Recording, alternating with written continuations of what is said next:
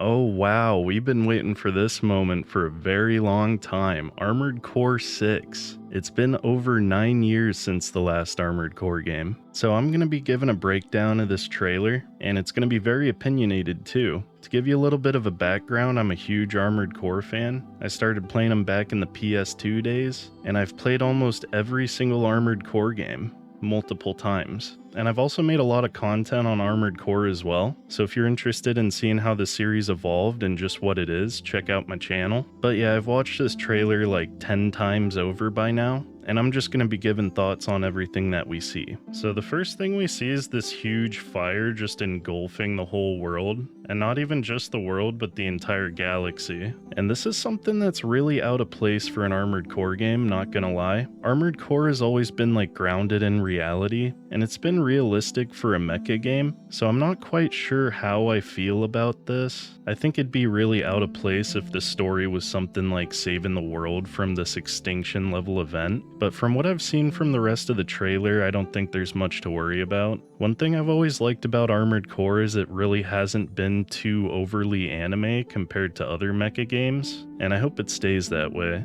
Let the last cinders burn. That sounds very Soulsy, not gonna lie. So this is the other thing that's kind of concerning to me, this robot with like a backpack on, picking up this like scrap gun. It's really out of place for the Armored Core universe, and the thing's like an AC too, it's not just like some sort of MT picking up scrap. So I really hope we don't get to experience this in any way inside the gameplay. The last thing I want is the game to be like some open world game where you're just scavenging around for like weapons and scrap materials. Not saying I don't want hidden parts to be in the game, but honestly I had enough open world from Elden Ring to last me like years and years. But yeah, the world looks very in place for Armored Core, just a total wasteland with scrap everywhere and buildings destroyed and broken bridges. It all fits very well. And moving on to the meat of the trailer, this is something that I'm really happy about. We're seeing the return of Primal Armor, and also possibly flying. So Primal Armor was something that was from Armored Core 4 and For Answer, and it disappeared later in Armored Core 5 and Verdict Day. So I'm really excited to see it return. I wasn't a big fan of Armored Core 5's damage system, where it had like chemical, thermal, and kinetic damage types. So yeah, I'm really happy to see the return of Primal Armor. For anyone that doesn't know, it's pretty much like an energy shield that recharges over time.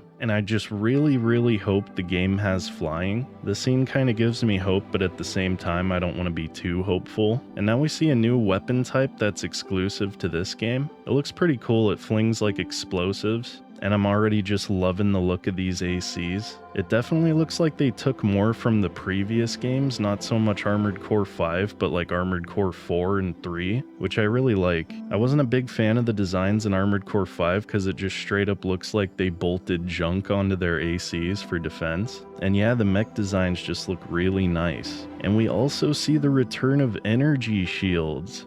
I don't think we've seen energy shields since the PS2 games, so it's nice to see it return. I didn't get much use of them out of the previous games, so hopefully they make them pretty good in this one. And yeah, this mech just really has like some Armored Core 2 or Armored Core 3 vibes going on with it. And this is also something new. I haven't really seen anything like this. Throughout the Armored Core series, there's been these core parts, and they have like cannons sticking out of their chest, but you never really get any use out of them. So I'm hoping this is what we're seeing here, and this is related to the core itself. And yeah, just the mech designs again, this looks like something straight out of Armored Core For Answer. It also looks like this dude's rocking a pile bunker, which is a close range melee weapon, obviously. This thing looks like it can be a transport of some sort. It looks like it's carrying around some little MT, or maybe that's an AC. And the trailer's just looking nice. So even though Primal Armor is coming back from Armored Core 4 and For Answer, it looks like the weapon switching mechanics from Armored Core 5 are going to be in this game.